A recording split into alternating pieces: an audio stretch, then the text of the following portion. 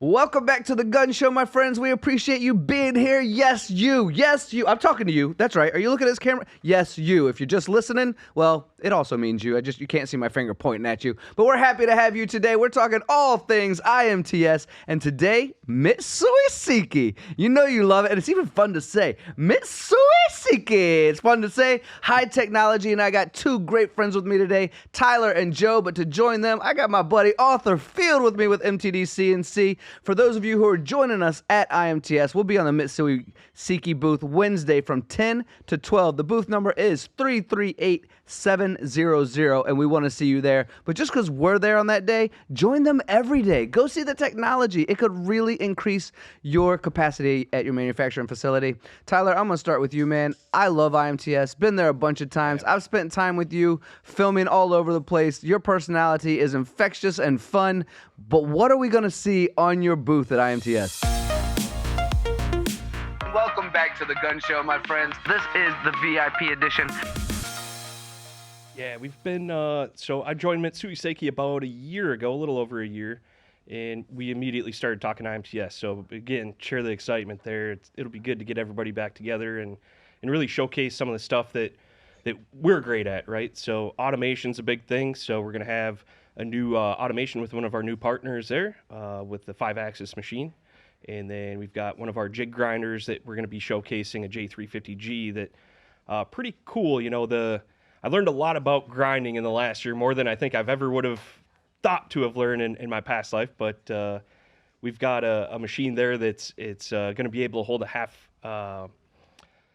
basically half micron roundness in an automated state. So half micron. It says something there, right? So pretty cool machine, and again, the whole concept there is basically rough grind, semi-finish grind, and finish grind all in a semi-automated or automated state using a probe. So that's incredible. I mean, when you just in case the people who watch this show are tuning in and you're not in manufacturing, micron is very, very small. I mean, if you think the diameter of your hair is small, they shrink it down to almost, it's not visible to the naked eye. It's not even close to visible. No. Now you're doing half microns, where let's just say this. If the temperature in your house changes by 1 degree, you lose about 3 to 5 micron just by changing the temperature a little bit. Yeah. All right, Joe, what else do we got going on for IMTS? So something else we're launching at IMTS is the announcement of our new Center of Excellence, our Tech Center, so our demo center that we're building out at our location in Franklin Lakes, New Jersey.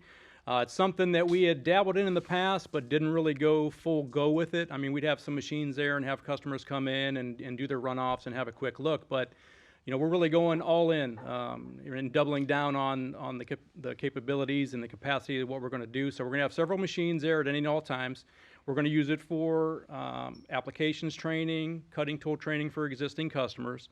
But secondly, and perhaps most importantly, we're going to be able to offer that equipment as an off-site runoff resource for some of our bigger, better customers. So if we come across a customer that, you know, bid a job and they're really excited about it and they get the program and say they have to make, the expectation is 20 pieces a month. Well, they get the job in, they tool it up, they fixture it up, they start running parts, they're like getting 3, they're getting 7, and now there's panic, right? But they don't have the time, because they're making so little, their end users pushing those for, I don't care how many you can make, if you can make 1, 2, I need them. We don't have any time for downtime, so that puts them into a conundrum where they can't bring somebody in and do online testing, because that'll even slow down their output even more. They may only get 1 or 2 at that point. So what we're going to propose to the marketplace, and this is something I think we're going to be one of the few, if not the only, that are going to do this, is, you know, work with them on a potential new resource machine and work with them on the process offline at our facility. So they would send us some samples of tooling they're using, fixturing they're using, and we would work hand in hand with them in the trenches to help get that process absolutely dialed in, set up and going, so that should they follow through and purchase a machine, we send the machine, the programs, everything. It hits the floor, put power to it, load parts, and they're off and running. That's awesome. Yeah. Arthur, I'm gonna tell you a little story that these guys I think know a little bit, but it's gonna lead in, because what I want to do is, you guys haven't done a ton of marketing in the past, right? And your machines, when somebody buys your machine, it's typically going to be another one and another one and another one because your quality is so darn high. And you have these friends and customers you've had for a long time. But we want to make this an awareness that's broader, right? So I want to share a story with you that I think you guys know a little bit. Have you ever heard of the material beryllium?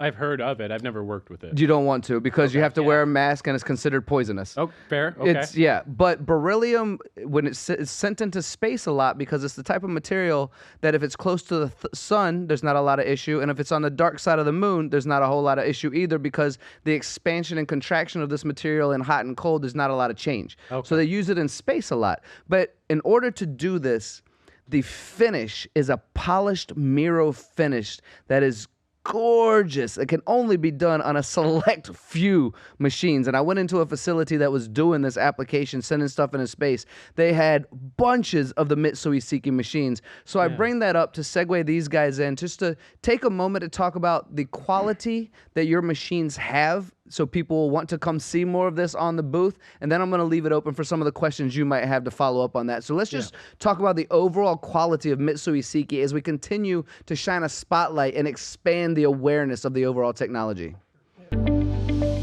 I did research for my next opportunity because I wanted to write a book. And I came across this statistic that 70% of small business owners want to fund their retirement through the sale of their business, when in fact only 20% of them actually had a saleable business. And it broke my heart anticipating the fact that baby boomers, there was a light at the end of the tunnel, and in fact it was a train. And so I really wanted to do something about that. So I wrote a book called Scaling the Exit.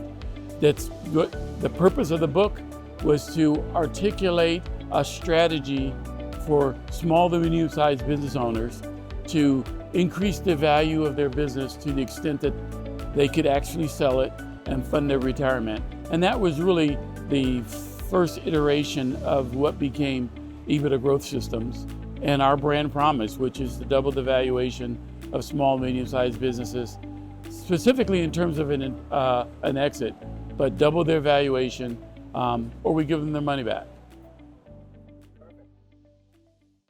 So I think really touching on that of build quality, again, all hand built in Japan, but globally, the number of machine tools that we can build because the amount of detail and the amount of attention it takes to build one of our machines takes so long. Like in the States, we'll maybe sell 30, 35 machines a year.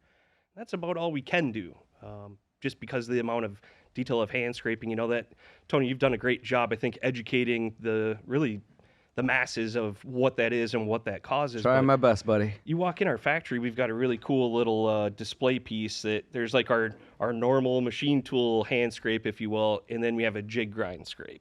And we're one of the very select builders that will do a jig grind scrape on a machine tool. And again, that just adds for longevity, better rigidity of the machine, better accuracies, which translates to better tool wear, better surface finish, and what that actually means to the customer. So every single machine tool that we purchase in the U.S., whether that be for a customer or our stock, we'll actually do a runoff at the factory where we will fly a customer there, sign off on it, go through a 24-hour run on it. All the geometries will go through a check on that as well before it leaves that factory. If there's anything that needs to be done, we do it right then and there before it gets to your shop floor and you've got parts to make. So again, the level of attention to detail and quality, I think speaks volume there. Yeah, it really is. You said a number that might seem low to people, but this is what happens when you put quality into it. This is also what happens when the precision components that are driven from these machines. I'm not here to ever go, you're the best. I don't do that, right? That's not where I sit. We are an agnostic viewpoint, but Tyler, I'll be darned if you don't sit right there, and it makes me want to say it very badly because the quality is so good. So, Arthur, I'll leave it open to you a little bit. I know you have some questions as well. Well, yeah, and one I want to come back to. I really love the center you guys are talking about. Look, I have been on the shop floor supporting manufacturing for a long time, and it's such a common situation where you've got these parts, you're running them the best you can, but you're only delivering 50, 60, 70% of your commitment to your customer.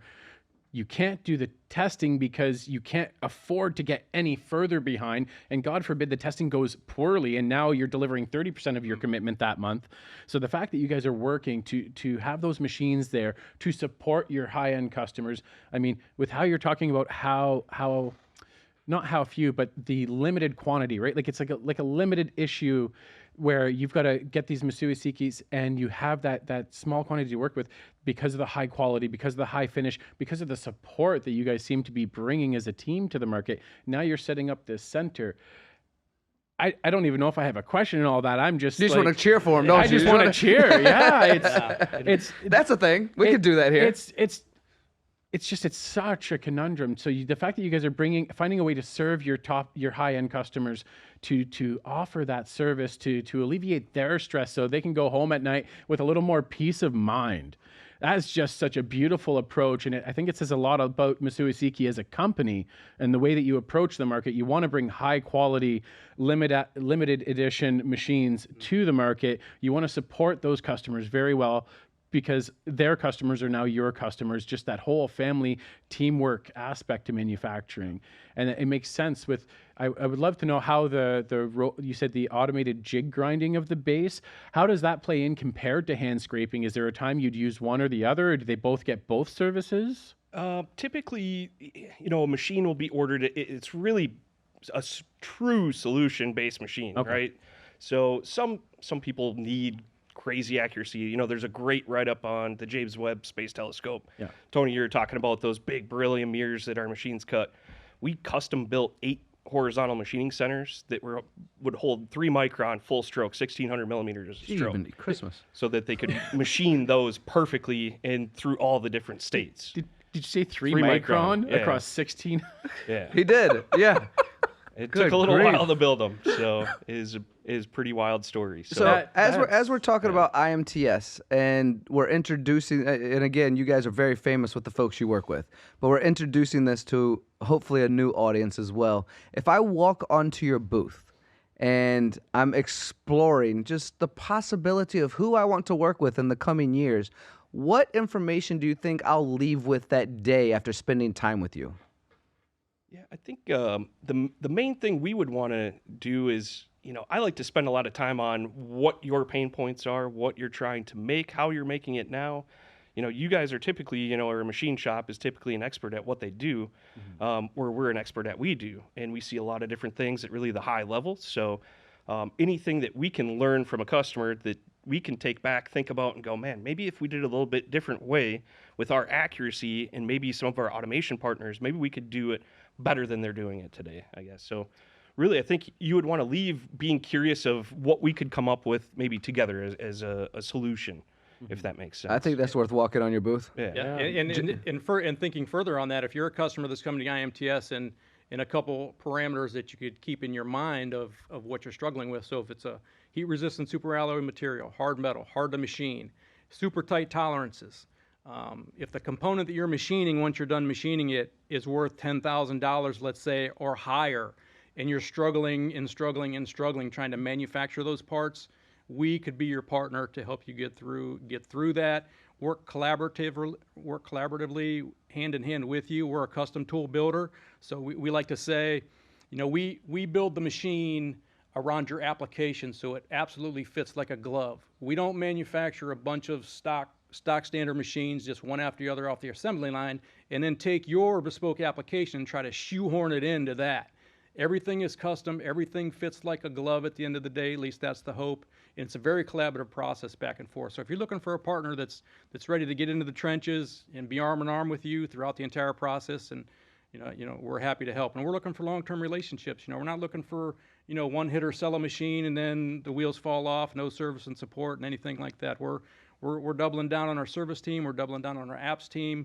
We're building our center of excellence to make sure that we enhance and support all those opportunities to be a resource to customers. Because let's face it, I'm sure you guys have seen it. It's hard to find workers. It's hard to find anybody to even push a button anymore that wants to show up. I mean, I've talked to people that they'll interview several people one week, and then maybe one guy shows up on Monday for work, and then he disappears at lunchtime. Well, he had to go get high, I think. Yeah. I'm not even sure if I'm allowed to say it, but I've heard that from so many people. It's, well, I thought I had a good guy.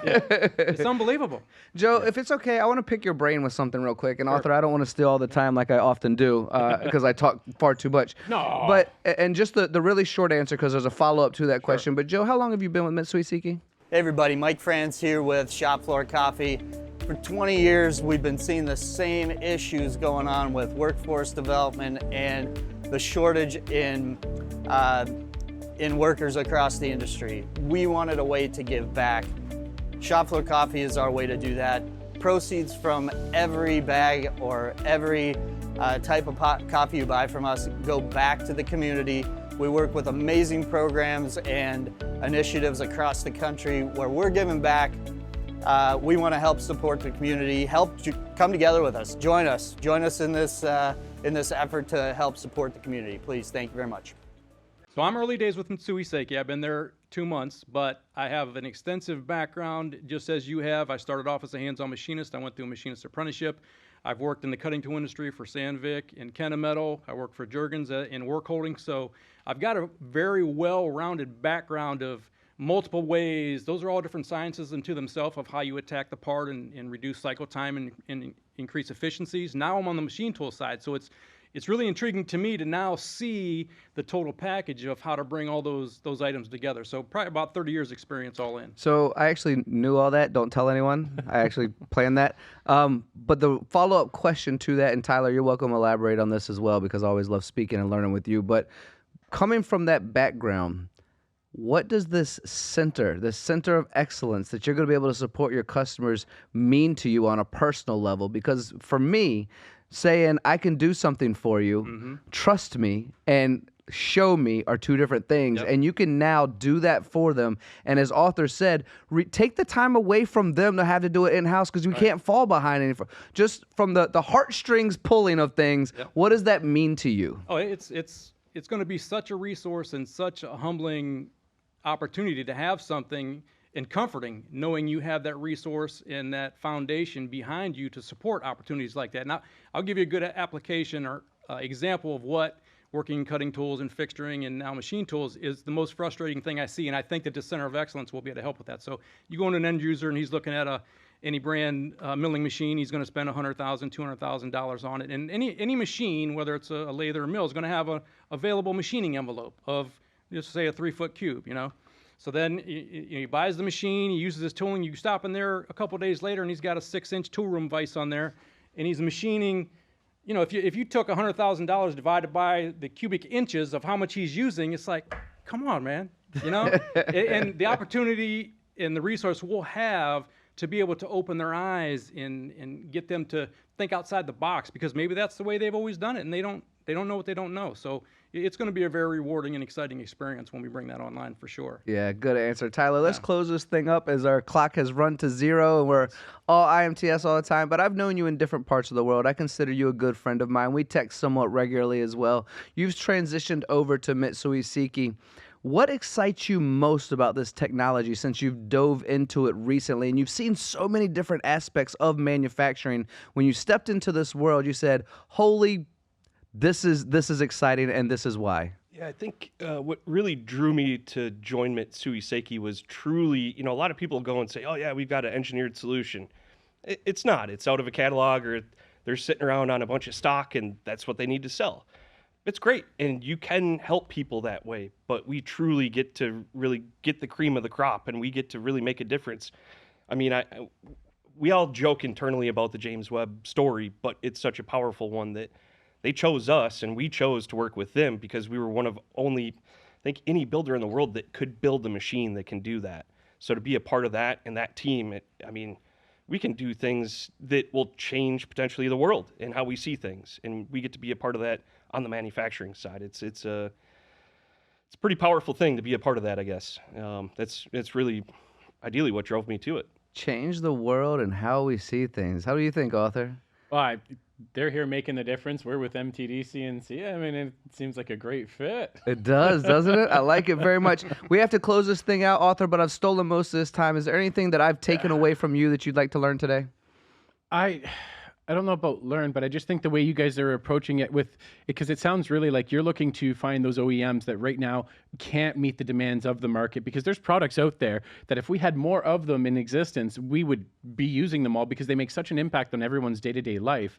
And Mitsui Seiki seems really committed to, okay, let's get you the right machine, not some random one out of the catalog because it was on sale right now on clearance. Let's get you the right machine for that product because we believe in your product and bringing it to market. Am I getting the gist of it? That's exactly it. Yeah. I couldn't agree more. Yeah. Yeah, and don't discount the tier suppliers to the OEMs because we service and support the OEMs very well, but there's another component to the industry, the tier 1, 2, 3 suppliers to them that are doing similar parts, that are struggling with the same tolerances, repeatability issues that we really want to bring, spread our wings, so to speak, and bring those into the family of support and service that we're trying to build and let them capitalize and participate in that.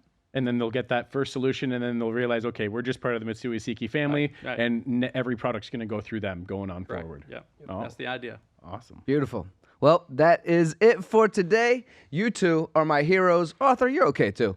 However, we are going to see you all at IMTS Mitsui Seiki booth Wednesday from 10 to 12, but join them all week long. Booth number 338700. Thank you all for watching. This is Mitsui Seiki. This is Tyler, Joe, Arthur, and whoever this guy is. I'll see you all later. We'll talk soon.